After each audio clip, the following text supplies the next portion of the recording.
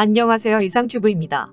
노르웨이 육군은 레오파드 2A4 전차를 대체하기 위해 차세대 전차 도입 프로그램 외에도 보병 전투차와 다연장 로켓 시스템 개발을 계획 중에 있습니다.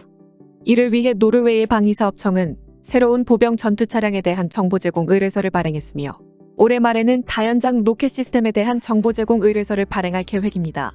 노르웨이는 다연장 로켓 시스템 개발을 위해 유로사토리 2022에서 한국의 하나 시스템과 개발 협력에 합의한 것으로 알려졌습니다. 노르웨이 육군은 레오파드 2A4를 대체하기 위해 차기 전차 도입 프로그램을 시작했습니다. 올해 1월 혹한기에는 독일이 제안한 레오파드 2A7NO와 한국이 제안하는 K2NO가 실사를 벌여 주목을 받았는데, 한국이 제안 중인 K2NO는 노르웨이 콩스버그사가 개발한 통합 전투 시스템과 RWS 통합 및 노르웨이 현지 기후에 맞춘 강력한 난방 시스템과 보조 동력 장치 추가, 그리고 노르웨이 육군이 원했던 이스라엘제 액티브 방호 시스템이 추가된 노르웨이 육군에 맞춘 모델입니다. 한국 방산업계와 노르웨이 콩스버그사와의 협력 관계는 K2NO 전차만의 이야기가 아니며 K9의 해외 수출 모델, 즉 노르웨이와 핀란드 및 에스토니아와 호주 수출 모델에도 나토 규격에 맞춘 콩스버그사의 화력 지원 시스템인 오딘이 채택되어 있습니다. 또한 레드백이 호주 육군에 제안한 현지 제조 컨소시엄에도 노르웨이의 콩스버그사는 참여하고 있습니다. 즉 노르웨이 육군이 2025년에서 2026년 사이에 도입 예정인 보병 전투차와 다연장 로켓 시스템의 수요를 겨냥해 두 회사는 보병 전투차 레드백과 다연장 로켓 시스템 전무를 기반으로 노르웨이 육군 모델을 공동 개발하기로 합의했다는 의미일 것입니다. 노르웨이 기업들은 이미 90년대에 CV-90 보병 전투차를 도입하여 자국에 맞게 업그레이드 시킨 적이 있습니다. 노르웨이 육군은 1993년에서 1994년에 이루어진 보병 전투차 사업에서 CV-90과 아스코드 및 브래들리 전투차 등의 여러 모델을 심사했으며 결국 스칸디나비아의 가혹한 기후에 적합한 CV-90을 채택했습니다. 하지만 주포를 더 작은 30mm로 바꾸는 대신에 방어력과 화력 통제 시스템을 업그레이드 해줄 것을 요구했습니다. 이에 따라 노르웨이가 도입한 MK1에서는 노르웨이의 요구대로 장갑판이 추가되어 전면부 방어력이 30mm 철갑탄을 방어할 수 있도록 개선되었으며, 이에 맞추어 스웨덴의 사브사도 당시로는 진보적인 디지털 화력 통제 시스템을 개발했습니다. 이렇게 업그레이드된 방어력과 화력 통제 시스템은 이후 다른 CV-90 개량형에도 적용되었고, 특히 방어력이 계속 개량되어 IED에 대한 하부 방어와 타버텍 공격에 대한 방어까지 고려한 MK3의 경우 35톤까지 무거워졌습니다. 참고로 2018년에 BAE 시스템스는 최신형 CV-90 MK4를 공개하였으며 이 모델은 호주군의 차기 보병 전투차 사업에도 제시되었으나 2019년에 독일의 링스와 한국의 레드백에 밀려 일찍이 탈락하면서 아직까지 실제로 도입된 물량은 없습니다.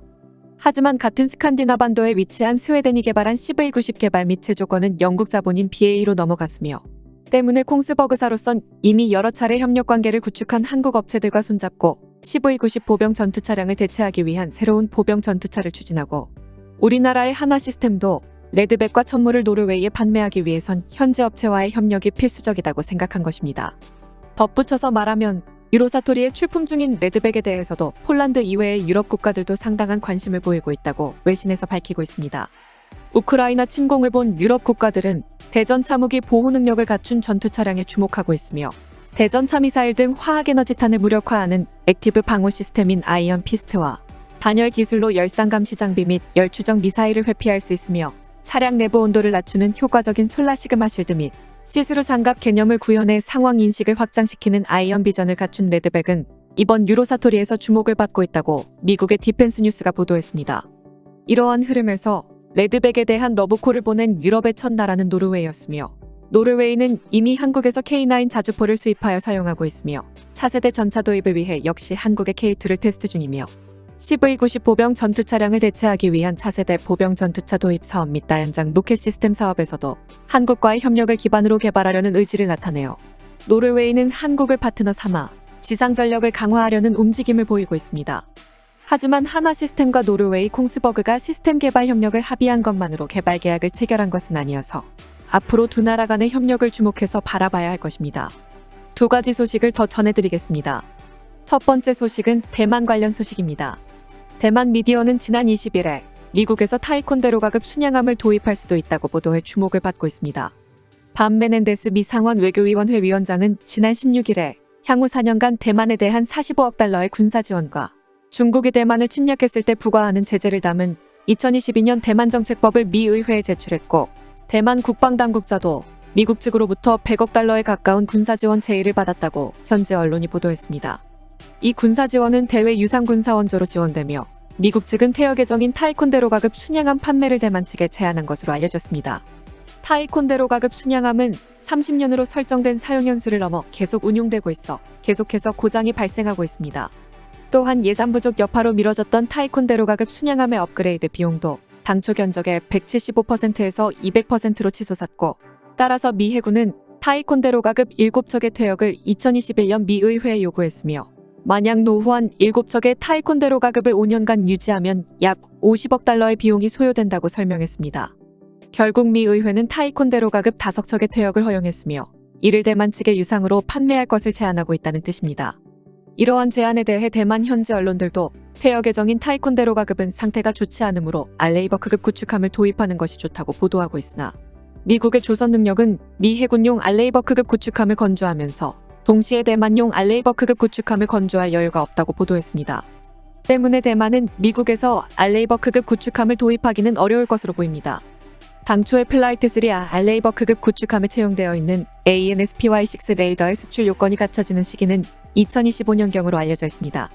여기에 대만의 AN/SPY-6와 이지스 시스템 베이스라인 10의 수출 허가가 떨어질 수 있을까라는 점까지 포함하면 대만이 알레이버크급 구축함을 도입하기 위해서는 상당한 높은 장벽을 넘어야 합니다. 때문에 조달의 문턱이 가장 낮은 것은 미 해군의 연해방어용 전투함 정도로밖에 생각나지 않지만, 현재 대만이 운용 중인 7,000톤급의 키드급 구축함의 역할을 연해방어용 전투함이 계승할 수 있을까라고 생각하면 고개가 갸우뚱해집니다. 과연 미국이 FMS를 통해 대만에 무엇을 판매할 것인지는 알 수 없지만, 미국 입장에서는 타이콘데로가급 순양함을 대만에 밀어붙여 판매 수익을 얻고 운용 비용을 절약할 수 있어 일석이조이지만, 대만은 뚜렷한 대안이 없어 울며 겨자 먹기식으로 타이콘데로가급 순양함을 도입해야 하는 처지에 놓였습니다. 마지막 소식은 우크라이나 관련 소식입니다. 우크라이나의 레즈니코프 국방장관은 21일에 서방 국가가 제공한 자주포 중에서 가장 강력한 피즈의 지천이 최전선에 도착했다고 밝혔습니다. 독일과 네덜란드가 우크라이나에 제공하는 피즈의 지천은 독일 7대와 네덜란드 5대를 합쳐 모두 12대입니다. 우크라이나에 제공하는 피즈의 지천은 우크라이나군과 네덜란드군 및 독일군의 IT 기술자와 우크라이나 번역가 및 자주포를 제조한 KMW 기술자들이 모두 모여 피즈의 지천의 소프트웨어를 우크라이나어에 대응시켰을 뿐 아니라 GIS 아르타로 불리는 우크라이나군의 포병관리 시스템도 통합해 인도까지 시간이 걸렸지만, 레즈니코프 국방장관은 피즈의 지천이 최전선에 도착했다고 21일에 밝힌 것입니다. 이로써 서방 세계가 제공을 약속한 대부분의 유탄포와 자주포가 우크라이나에 도착한 셈입니다. 참고로 피즈의 지천의 우크라이나용 포병관리 시스템은 우크라이나군의 편의성을 높이는 것 외에 오리지널 시스템이 러시아의 손에 넘어가는 것을 막는다는 측면이 있지만, 프랑스는 오리지널 시스템 그대로 세자르를 우크라이나에 제공하고 있는 것으로 알려졌습니다. 과연 서방 세계에서 가장 강력하다는 피즈의 지천이 실전에서 어떠한 모습을 보여줄지 주목됩니다. 이상 마치겠습니다. 시청해주셔서 고맙습니다. 이상튜브였습니다.